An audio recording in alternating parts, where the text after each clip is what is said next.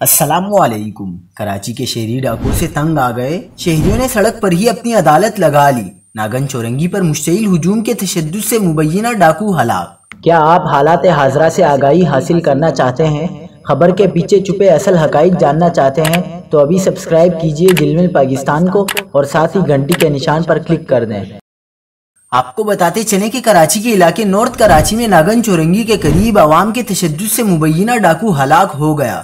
مارے جانے والے ڈاکو کا ساتھی فرار ہونے میں کامیاب ہو گیا۔